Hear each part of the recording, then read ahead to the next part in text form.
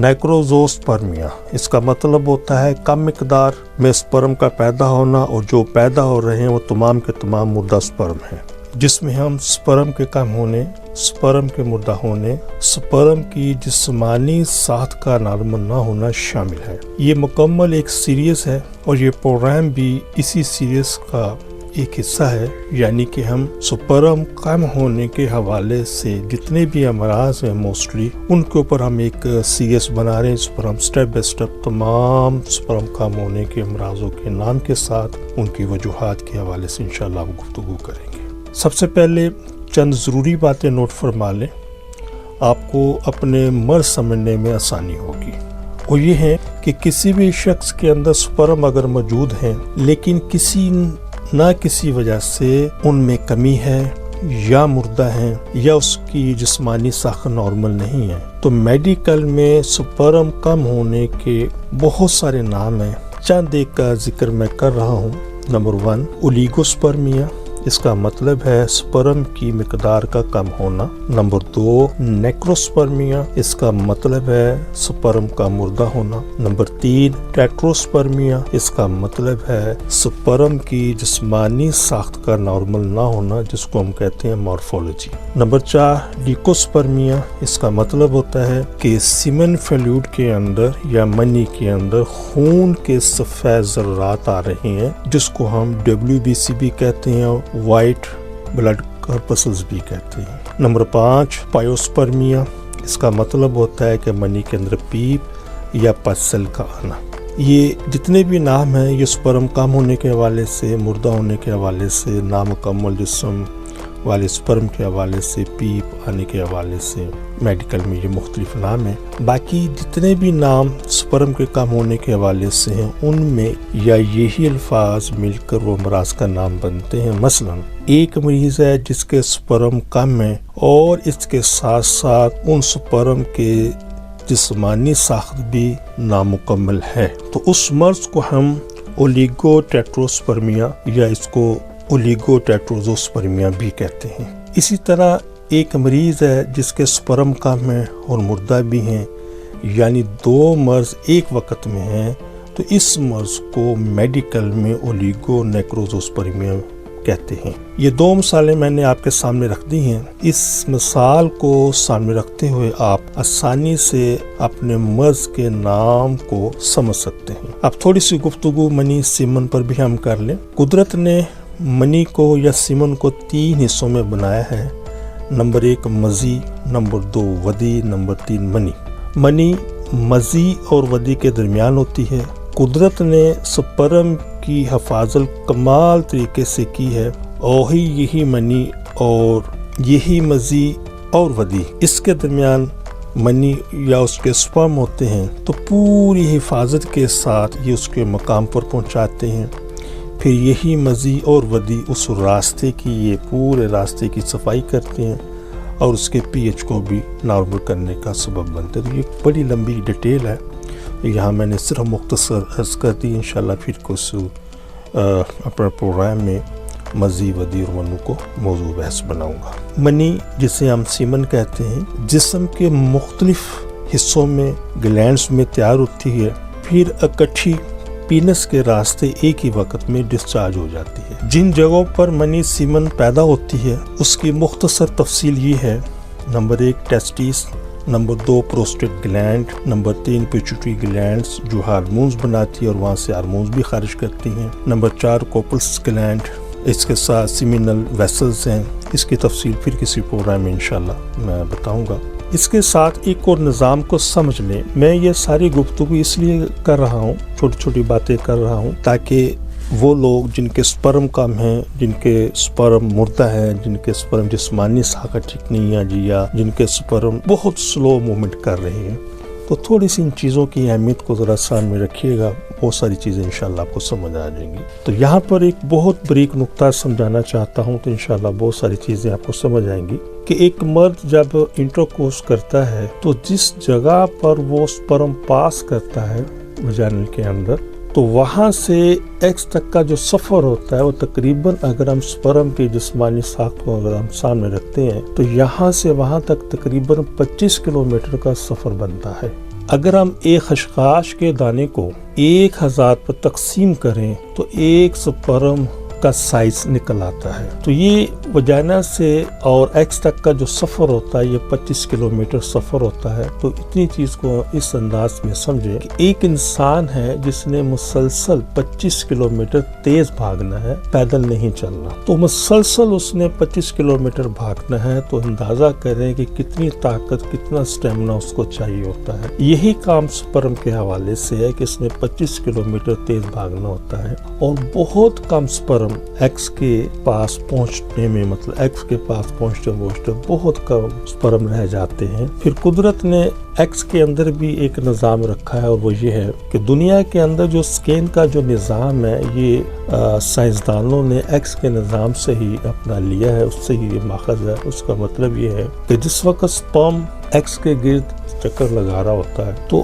X کے اندر جو نظام موجود ہے وہ ایک ایک سپرم کو سکین کر رہا ہوتا ہے، اس کی پوری فزیک کو، اس کے اندر پورے نظام کو سکین کر رہا ہوتا ہے، اور ایک ایک سپرم کو وہ ایک نام دے رہا ہوتا ہے. اب جس وقت جتنے بھی 5 سپرم ہے، 10 سپرم ہے، 15 سپرم، 20 سپرم ہے جو ایکس تک پہنچنے میں کامیاب ہو جاتے ہیں، تو ایکس اس کو مانیٹر کر رہا ہوتا ہے، اس کو سکین کر رہا ہوتا ہے، تو ایک ایک سپرم کو وہ ایک نمبر دیتا ہے. جو سب سے صحت مند سپرم ہوتا ہے تو اس کو وہ ایک سگنل بتاتا ہے کہ تم نے انجیکٹ کرنا ہے، میرے اندر داخل ہونا. تو یہ ایک نظام ہے. یہ مختصراً میں نے اس پر تھوڑی سی وضاحت کر دی ہے، صرف اس چیز کو سمجھانے کے لیے کہ سپرم کو صحت کے حوالے سے، طاقت کے حوالے سے، فزیک کے حوالے سے کتنا مضبوط ہونا چاہیے. تو انشاءاللہ جتنا اچھا وہ ہوگا طاقت کے حوالے سے، مومنٹ کے حوالے سے، پریگنینسی کے اتنی ہی زیادہ چانسز ہیں. تو یہ میں نے مختصر عرض کر دی. انشاءاللہ پھر کسی موقع پر اس پورے نظام کو انشاءاللہ موضوع بحث بناؤں گا، جس میں پوری تفصیل عرض کروں گا. پروگرام کچھ میرا لینتھی ہو گیا، اس کے لیے معذرت خواہ ہوں. سپرم پیدا کرنے والے وہ تمام اجزاء جو اس سے پہلے میں ذکر کر چکا ہوں، بشمول اس میں پورا ہارمونز کا نظام ہے. اس کے کسی ایک نظام یا کسی 2 نظام کے اندر خرابی سے سپرم کے اندر کوئی نہ کوئی پرابلم سامنے آ جاتی ہے. اگر ان نظام میں جس میں سپرم پیدا ہوتے ہیں اور وہ تمام نظام جو سپرم پیدا کرنے میں حصہ لیتے ہیں، ان میں کسی ایک نظام میں اگر خرابی شدت کے ساتھ آ جائے تو پھر سپرم بننے کا عمل رک جاتا ہے، یا پھر سپرم بنتے ہی نہیں. اس مرض کو ہم میڈیکل میں ایزوسپرمیا کہتے ہیں. پھر اس ایزوسپرمیا کی بھی بہت ساری اقسام ہیں. تو ایزوسپرمیا سیریز کے اندر میں نے ان سب کی تفصیل وضاحت کے ساتھ کر دی ہے. اور اگر سپرم پیدا کرنے والا نظام جہاں پہ سپرم پروڈیوس ہوتے ہیں یا جہاں پر سپرم سٹور ہوتے ہیں، ان میں اگر خرابی شدت کے ساتھ نہ ہو تو پھر سپرم کم پیدا ہوتے ہیں، مردہ پیدا ہو سکتے ہیں، یا ان میں ان کی جسمانی ساخت کے حوالے سے کوئی نہ کوئی پرابلم آ سکتی ہے، ان کی رفتار کے حوالے سے کمی ہو سکتی ہے. جیسا کہ پروگرام کے شروع میں نے مرض کا نام بتا دیا ہے.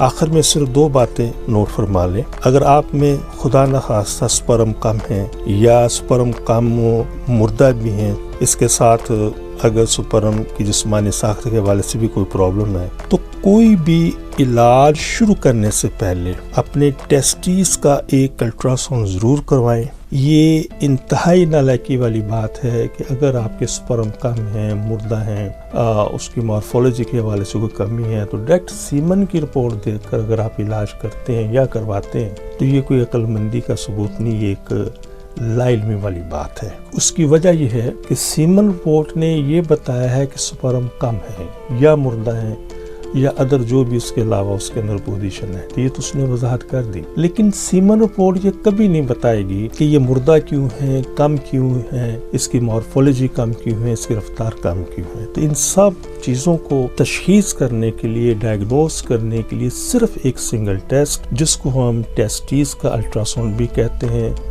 سیکیوٹرل الٹراساؤنڈ بھی کہتے ہیں، سکوٹرم الٹراساؤنڈ بھی کہتے ہیں. یہ ایک سنگل ٹیسٹ 95% مریضوں کی تشخیص کرنے کے اندر کارآمد ہوتا ہے. ٹیسٹیز کا الٹراساؤنڈ 2 طرح کے مارکیٹ میں اویلیبل ہیں. ایک عام الٹرا ساؤنڈ ہے جس سے ہم بلیک اینڈ وائٹ بھی کہتے ہیں، اور ایک الٹرا ساؤنڈ ہے کلر جس کو ہم ڈوپلر کہتے ہیں۔ تو کوشش کریں اگر ہو سکے تو کلر ٹیسٹس کا الٹرا ساؤنڈ کروائیے، اور اگر یہ سہولت آپ کے نزدیک میسر نہ ہو تو آپ black and white ultra sound کروا کر بھی اس مرض کی تشخیص کر سکتے ہیں۔ بہت سارے دوست فون پہ رابطہ کرتے ہیں کہ ہم لیبارٹری میں گئے ہیں، ان کو یہ ٹیسٹ سمجھ نہیں آتا یا وہ کہتے ہیں ہم نہیں کرتے۔ تو گزارش یہ ہے کہ جو لیبارٹریز ہوتی ہیں ان کے پاس عموماً الٹرا ساؤنڈ کی سہولت موجود نہیں ہوتی، تو یہ کسی کلینکس میں آپ کروائیں گے یا کسی بھی آپ ہاسپٹل میں یہ آپ کروا سکتے ہیں، تو وہاں سے یہ ٹیسٹ ہوتا ہے۔ تو یہ ایک سنگل ٹیسٹ آپ کے سپرم کم ہونے یا سپرم سے متعلقہ جتنے بھی امراض ہیں اس کو مرض کی نشاندہی کر دے گا، اور انشاءاللہ پھر ہمیں علاج کرنے کے اندر آسانی ہوگی۔ اس ٹیسٹ کے بعد آپ کی تشخیص ہو جائے گی اور آپ اپنا علاج شروع کر سکتے ہیں۔ اکثر مریض میرے پاس وہ آتے ہیں جو 10 سال سے 15 سال تک علاج کروا کے تھک گئے ہیں، لیکن انہوں نے علاج سے پہلے اپنا الٹرا ساؤنڈ نہیں کروایا ہوتا، تو وہ ان کا یہ وقت بھی ضائع ہوتا ہے، ان کے پیسے بھی ضائع ہوتے ہیں۔ تو دوبارہ ایک چیز عرض کرتا ہوں کہ ایک بات ہمیشہ کے لیے ذہن نشین کر لینی چاہیے کہ منی کی رپورٹ نے یہ بتایا ہے کہ سپرم کم ہے یا مردہ ہے یا جسمانی طاقت کے حوالے سے نارمل نہیں ہے۔ منی کی رپورٹ یہ کبھی بھی نہیں بتائے گی کہ سپرم کے کم ہونے کے پیچھے یا مردہ ہونے کے پیچھے وجہ کیا ہے۔ تو اس لیے فرسٹ آف آل کسی بھی شخص کو اگر سپرم کا کوئی ایشو ہے تو وہ سب سے پہلے اپنے ٹیسٹس کا الٹرا ساؤنڈ کروائے۔ تو یہ ایک سنگل ٹیسٹ آپ کو آپ کے اس مرض کی نشاندہی کر دے گا کہ آپ کے ہاں ایسا کیوں ہو رہا ہے یا کن امراض کی وجہ سے آپ کے سپرم کم ہے۔ اب ہم چلتے ہیں اگلے مرحلے میں، الٹرا ساؤنڈ کے بعد والے مرحلے۔ جس وقت ہم الٹرا ساؤنڈ کروا لیتے ہیں تو الٹرا ساؤنڈ کے اندر بہت سارے امراض ایسے بھی سامنے آتے ہیں جن میں آپریشن ضروری ہوتا ہے، جیسے ہائیڈروسیل ہے، ویریکوسیل ہے، ایپیڈیڈمل سسٹ ہے۔ تو یہ ان تمام موضوعات کے اوپر یوٹیوب پر میرے پروگرام موجود ہے، وہاں سے آپ یہ دیکھ سکتے ہیں کہ ہائیڈروسیل کیا ہے، ویریکوسیل کیا ہے، ایپیڈیڈمل سسٹ کیا ہے، اور بھی بہت ساری چیزیں یہ آپ دیکھ سکتے ہیں۔ تو یہ سب چیزیں الٹرا ساؤنڈ کے بعد ہی ڈیٹیکٹ ہوتی ہیں یا واضح ہوتی ہیں۔ اسی طریقے سے الٹرا ساؤنڈ جب ہو جاتا ہے تو بہت سارے وہ امراض جن میں آپریشن کی ضرورت نہیں ہوتی تو اس سے وہ سامنے آ جاتے ہیں کہ ان امراض کی وجہ سے سپرم کم ہے۔ تو ساری گفتگو کرنے کا مقصد یہ ہے کہ شکر الحمدللہ عرصہ 38 سال سے زیادہ عرصے سے ہم ان تمام امراض کا علاج کہ جن میں آپریشن کی ضرورت ہے ان کا علاج، جیسے ویریکوسیل ہے، ہائیڈروسیل ہے، ایپیڈیڈمل سسٹ ہے، شکر الحمدللہ ہم بغیر آپریشن کے ان کا کامیاب علاج کر رہے ہیں۔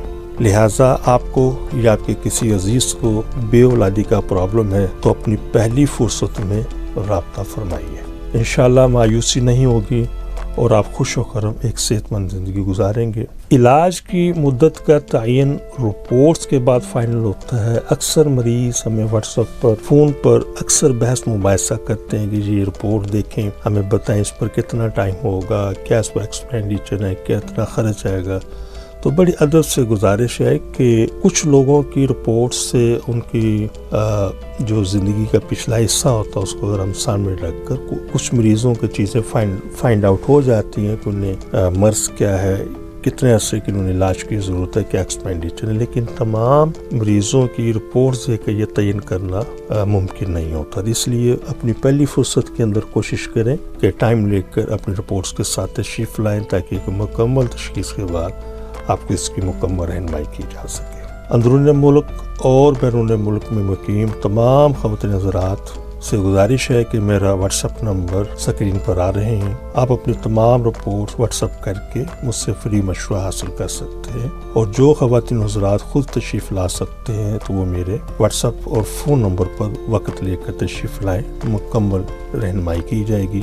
آپ میرے لاہور ہیڈ آفس میں روزانہ ملاقات کر سکتے ہیں۔ اس کے علاوہ آپ راولپنڈی، ملتان، سیالکوٹ، فیصل آباد، سرگودا، حیدرآباد اور کراچی میں بھی وقت لے کر ملاقات کر سکتے ہیں۔ ان میں سے ہم نے کچھ شہروں کے اندر اپنے وزٹ سٹارٹ کر دیے ہیں اور باقی ماندہ جو سٹی انشاءاللہ ان میں بھی ان قریب ہم بہت جلد انشاءاللہ اپنے وزٹ سٹارٹ کر دیں گے اور اس کی انشاءاللہ ہم پوری تشہیر بھی کر دیں گے۔ تو مزید کسی بھی رہنمائی کے لیے آپ مجھ سے ڈائریکٹ میرے فون نمبر اور واٹس ایپ پر رابطہ کر سکتے ہیں۔ میں نے اس مختصر ٹائم کے اندر کوشش کی ہے کہ آپ کو 3 چیزیں میں سمجھا سکوں۔ پہلی بات، سپرم کیا ہے، کہاں پر پیدا ہوتا ہے اور اس کی کس حد تک اہمیت ہے، اور اس کے اندر کوئی بھی اگر کمی آ جائے کسی بھی حوالے سے ہمیں تشخیص کرنے کے لیے کون سا راستہ اپنانا چاہیے۔ جس وقت ہم یہ پروسیس کر لیں گے تو ہمیں اس پہ علاج میں آسانی ہو جائے گی۔ تو ایک دفعہ پھر مزید اگر کوئی بھی آپ مجھ سے رہنمائی حاصل کرنا چاہیں تو میرے واٹس ایپ فون نمبر سے آپ رابطہ کر سکتے ہیں۔ بہت ساری دعاؤں کے ساتھ اللہ حافظ، السلام علیکم۔